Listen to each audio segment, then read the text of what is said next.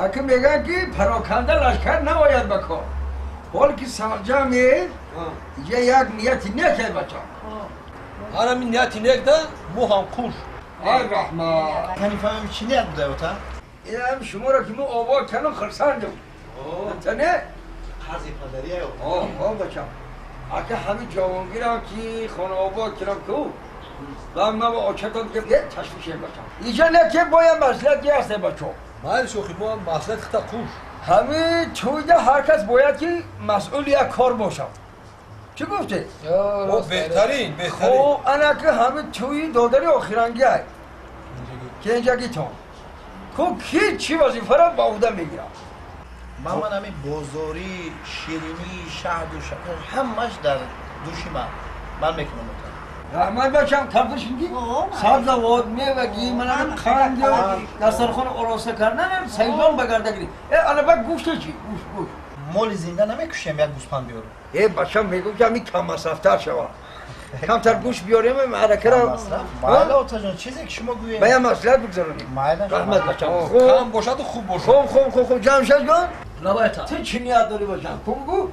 من همود برای نکار رفتم و شنو را تشکیل میکنم اوتا بعد نوار برداری را قطعی موسیقی ها و با حافظاشه که بگردن میگیرم حافظاش هم بگرم میگم آفرین بچم آفرین خیلی اگر نیتی نه که خرسنگی یکم ترقص بازی میکنیم رحمت بچم برکت بیاریم بگم که بچه ها این بچه کلانی خانه چی نیت داشته باشم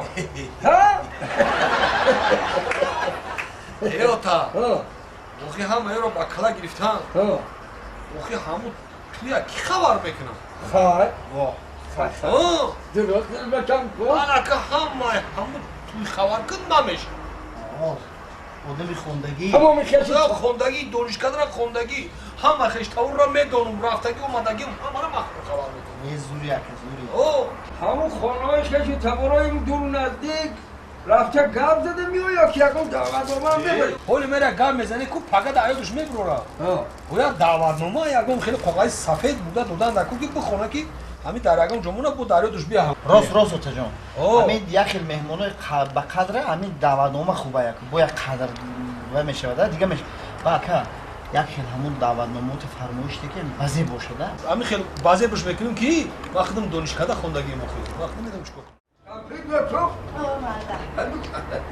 این بچه ها میگفت حالی کدامیشه در خونه که اون هیچ کدومش مرده یک دمک میشنم حالی هیچ کش نیست؟ نه مرده جونا دیگه از هر زنگ زدبتن مرده تبید کشت؟ او مرده میگم که محمد سعید جمشید جان و یا شما همون گفتگی ها من اجرا کردم انا دلپری هست همین جورا خال قدیلم پر نیست کم بید چی به مرده؟ همون دعوتنامه های گفتیم که همون را نوار کم بید سهر مرا زنگ زده بود چی گفت؟ باز میام بود میام گفت؟ او مرده جوشیده باشه کجا؟ اینا بیا هرچی همین آخری روز تیار کردم دعوتنامه را در خدیش هم باشگیری تو اومده با تجا در خدیش تبا چرا آفرین 150 نفر در دعوتنامه همجا تشکیل کردم ایرو تنظیم ایرو تنظیم اگر ریایا کدگی آفرین بچه به تنظیم نمیشوه آفرین بچه اینا نگاه دعوتنامه یک دعوتنامه بازه بکردم نگاه کن اینا نگاه خوب بچه ای دستی خیلی میبینم ای دستی خیلی میبینم با نصیب باشه خوب خوشرو آمده تا نگاه گل موندیم جا شدد با شعر نویستم اجازه خوب ده اینا دعوتنامه بچم همین چند دانه گفتم که 150 دانه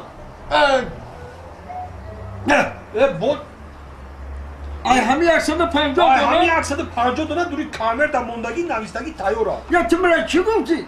گفتم که دعوتنامه تیار بکنم یارو نه تیار کردم یا تو مرا گفتی که من دانشکده را با سری بلند خوندگی سری بلند خوندگی زبانم بفهمیدگی تو زبانم هم که بفهمید خیلی خوب تو نفهمیدم آخی تعبیر دیدی؟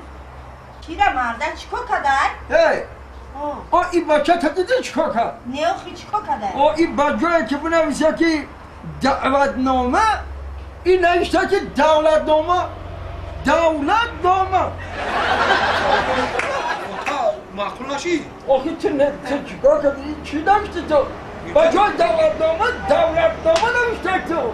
میگم که اون تیپاگراف یا ساعت قدیم جانجول کرد ما بتون هم خیلی بنویس همه 150 تا گفتی؟ 150 تا تشکیل گوش کن. انا همیشه اینو دستی ما بده گیره کو نمی همیشه یه حیله کردن ممکنه چی؟ نه که اوش نمیشه او چخیل 150 تا 149 تا دیگه چه کجا میباره؟ گوش کن انا اینشا توی تکو توی دولت مراد هم توی دولت مراد همه بریم بیتی همه دولت نامه با همون توقری میاد انا اوشا که من نمیفهمم 149 تا دیگه چیکار کنیم با؟ 149 تا دیگه اگر 149 تا دیگه تمدانی و اما تیپاگراف